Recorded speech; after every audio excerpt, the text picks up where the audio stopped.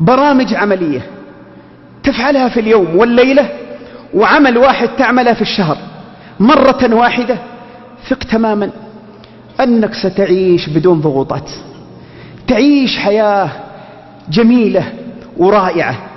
أول هذه الأشياء حافظ على الصلوات الخمس. الصلوات الخمس علاج أيها الناس، الصلوات الخمس. ثانيها حافظ على السنن والرواتب القبلية والبعدية. 12 ركعة تصليها في اليوم والليلة يبني لك الله عز وجل بيتا في الجنة، وهذا ضمان لك بأنك إذا مت دخلت الجنة. صعب عليك 12 ركعة تصليها في اليوم والليلة. ثالث الأشياء صلاة الضحى. احذر أن تترك صلاة الضحى، صلاة الأوابين.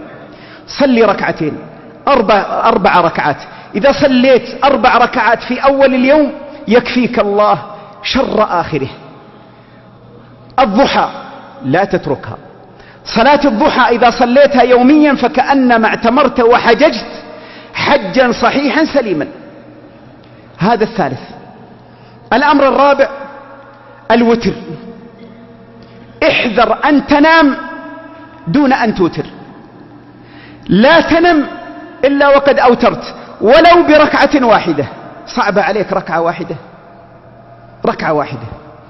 فإذا توضأت، شوف كيف من حفظ الله لك، إذا توضأت يحرسك ملك يبيت بين شعارك ودثارك، يبيت معك الملك، وما تتقلب يمين شمال إلا ويقول الملك لك اللهم اغفر له، اللهم اغفر له، فإنه بات متوضئا. هذا الرابع.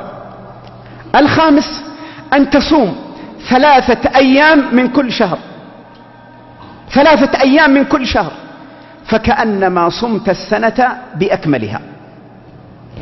الأمر الذي يليه أذكار الصباح والمساء. لا تترك، لو قطعت لا تترك أذكار الصباح والمساء. ولو ذكرت ذكرا واحدا، قلت بسم الله الذي لا يضر مع اسمه شيء في الأرض ولا في السماء وهو السميع العليم، بس هذا الدعاء، تراك ذكرت أذكار الصباح والمساء. وفي المساء مثلها. وآخرها أذكار النوم. لا تنم إلا وقد ذكرت أذكار النوم. لو فقط دعاء واحد، أستغفر الله الذي لا إله إلا هو الحي القيوم وأتوب إليه، ونام. تدري ايش يحصل لك؟ غفر الله لك ذنوبك كلها، وإن كان فررت من الزحف، وإن كانت ذنوبك عدد رمال الدنيا بأكملها. صعبة؟ إذن عش مع الله، خل حياتك مع الله منذ أن تستيقظ صباحا إلى أن تنام. ستجد سعادة، ستجد راحة، ستجد بإذن الله هدوء وطمأنينة. فطبقوا هذه الأشياء.